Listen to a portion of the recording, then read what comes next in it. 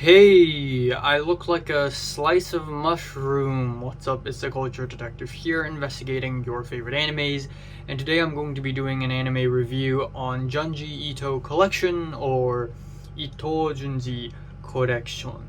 And it is an anime released in the year 2018, and it is one of the many adaptations of Junji Ito stories. If you don't know this, Junji Ito is one of the most amazing, fantastic horror manga artists of all times.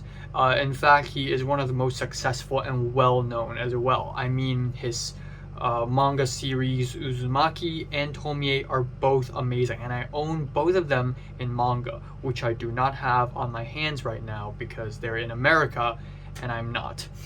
But anyways, this isn't even the first time Junji Ito's stories have been adapted into anything. Like back in the late 90s and early 2000s, and even in the 2010s, Junji Ito stories like Kyo and Tomie have been adapted into live action movies, and they all absolutely suck ass. Because Junji Ito's style is just impossible to replicate in any other medium other than in manga form. But the most well-known adaptation of his stories is in this anime Junji Ito Collection, and it is anime by Studio Dean, and it is directed by Takashira Shinobu. And yeah, this anime, I partially watched this anime because I wanted to watch something mid, I wanted to watch something bad, but also I wanted to know how Junji Ito stories are adapted. Because prior to watching this anime, I think I've read maybe about 1/3 or maybe even 1/4 of the stories. But the other 3/4 I have not read, so I'm curious as to how it is adapted. So, first of all, before getting into the plot, let's talk about the opening sequence, the OP. This has to be one of the worst anime OPs I have ever seen. This is absolutely awful. Like, whose idea is it to to write an OP for a horror anime, and the OP is this jangly rock jam? Like, who would think that's a good idea? It completely does not match with Junji Ito's style or the anime's tone at all. Why the fuck is it a jangly rock jam? Like why? I have no idea. And then the animation is just awful. It's terrible. Like, even comparing to modern anime standards, I mean, that's even worse because anime gets more and more well animated.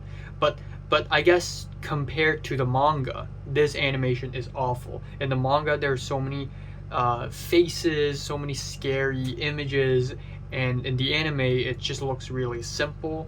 It's like they ran out of time or something.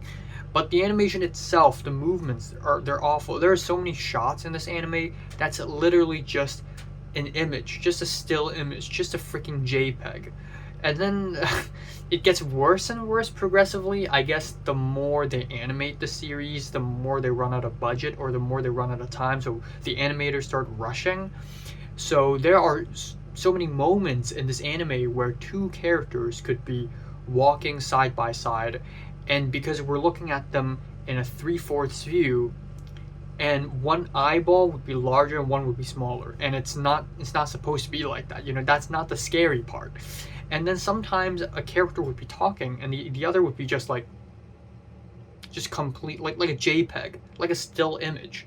No blinking, no movements, nothing. And then on top of that, in order to make this anime scary, they put a lot of spooky sound effects, a lot of spooky music, on top of some very bland colors, which is as cliche as possible for a horror anime, for a horror anything, because people think bland colors mean scary. Oh, this wall is gray and the sky is like light brown and everything's pale, so it's scary, I guess. That's not true.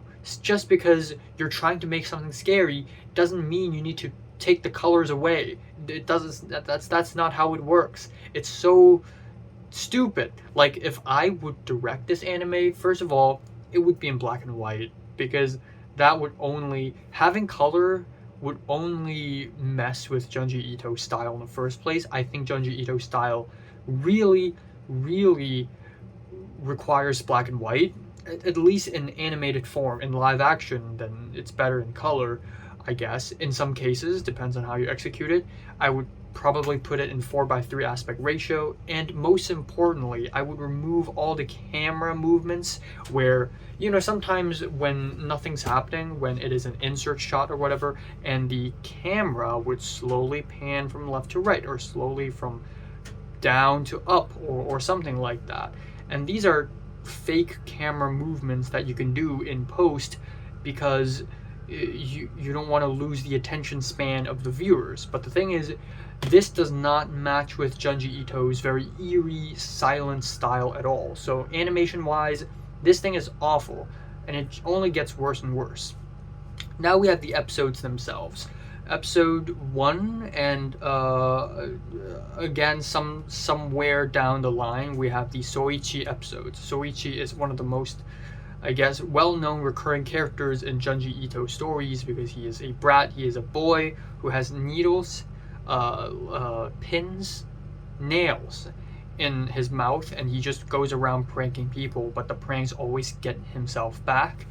And the special thing with Soichi stories is that they're not only supposed to be fun, to be scary, they're also supposed to be funny.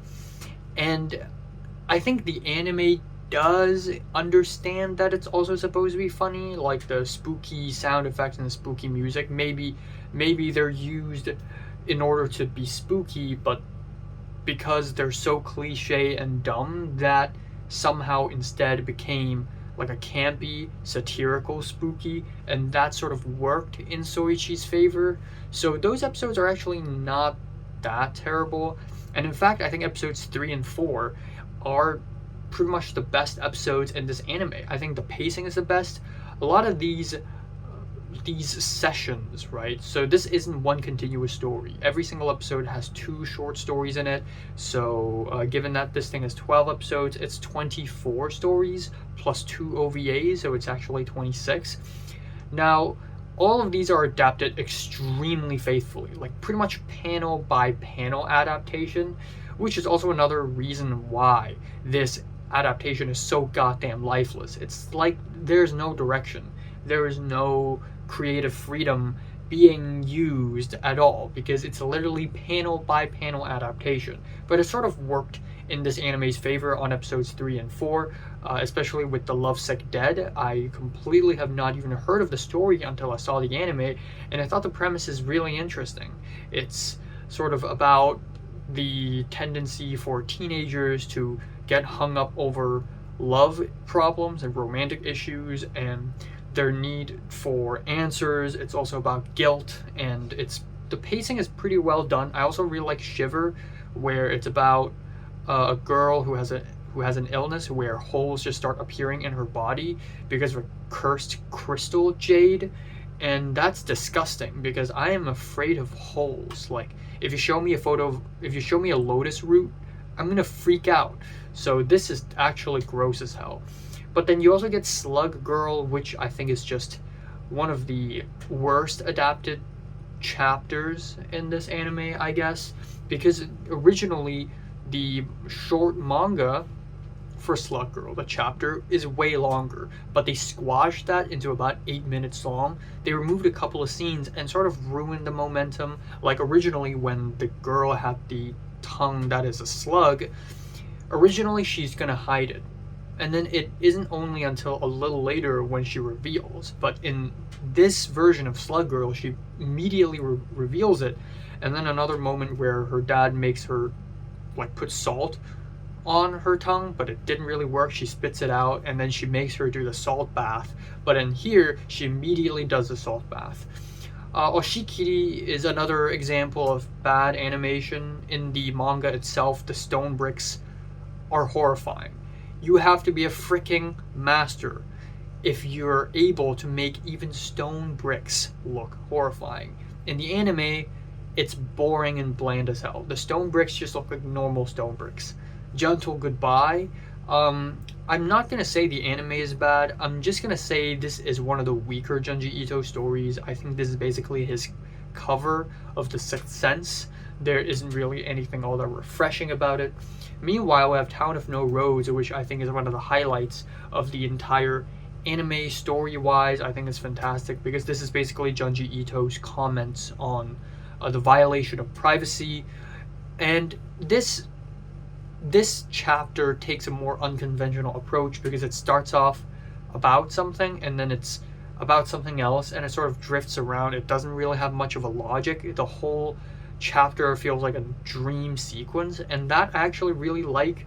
But the other YouTuber, Super Eye Patch Wolf, already made a really good example, and that is there's a scene where we're supposed to be revealed that the main character is being watched by his dad and his brother through holes, and that reveal is terrible. And the answer is simple. It's because we don't have close-ups of the hand and the eye, which are evidence of the main character being watched. So we don't have close-ups, and it's just not that impactful of a reveal. Honored Ancestors.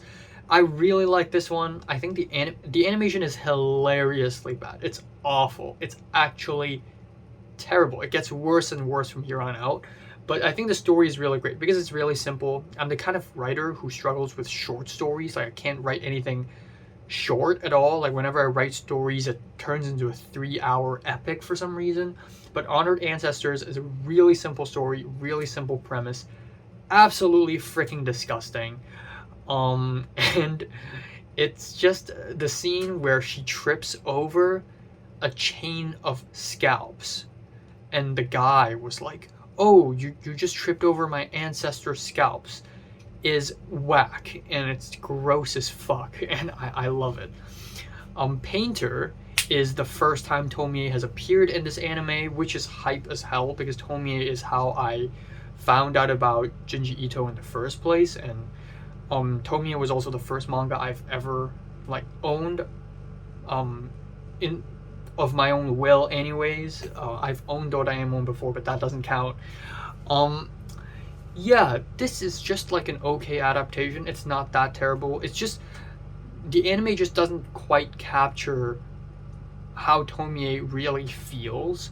Like, in the anime, she's just this annoying brat girl, which is true, but it completely takes away the eerie quality that Tomie has. Like, when Tomie jumps out of nowhere, she just jumps out of nowhere, and there's nothing inherently eerie and skin crawling about that, and it just really missed that vibe. Smashed is another highlight. I wouldn't say it's a very great story. I wouldn't say it's a very great adaptation as well, but it's a highlight because it's really freaking silly. Essentially, a bunch of people found a jar of nectar, like honey. They eat it and they fucking explode. And it's actually hilarious. There's a scene where some guy just randomly blows up out of nowhere, like Killer Queen has activated the honey or something, and it's hilarious. It's actually really funny. And again, the story is so simple, it immediately sticks to your head, and you just remember it. And then the anime sort of end off with Rumors, which is a hodgepodge of Soichi and Fashion Model, 2 different stories, and it's like a crossover event. It doesn't really feel like an actual real story. It feels like a joke chapter. So yeah, overall, I think most of the stories here are really freaking good. I really like how Junji Ito would critique things like the violation of privacy in Town of No Roads, or sometimes he would criticize people who get overly excited about supernatural things, like the supernatural transfer student, which is very much a chapter that is making fun of that type of people, and Junji Ito just so happens to make it horror. And then he also criticizes gluttony, like in the chapter Smashed. He also provides really interesting perspectives and comments on concepts like grief and aging, like in Bridges, as well as Gentle Goodbye. And Grease is a highlight. I really freaking like Grease, because Grease isn't really horror. There's nothing inherently supernatural about it, but it's just disgusting. It's entirely about oil. And again, you have to be a freaking horror master if you're able to make oil scary. That's really freaking cool. It's such a simple story, and it's so extreme and wild, and it just manages to make horror oil a scary thing, and it's amazing. It's actually amazing. And the whole volcano thing is like a metaphor for acne. It's wild. It's wild how Junji Ito came up with this idea. It's like he went to eat yakiniku one day, and it's very oily, and he's like, I have an idea to make a horror story. He actually did an interview talking about Greece, which is really cool. And it's just really cool how Junji Ito could be walking in the streets of like random places, and he would constantly find new inspirations. And I just really like horror that is rooted in real life. It's nothing that crazy or supernatural or anything like that. The circus episode is very forgettable. I imagine it's also supposed to be a little funny, given how ridiculous some of the deaths are, but it's just very dramatic. That's probably my least favorite episode.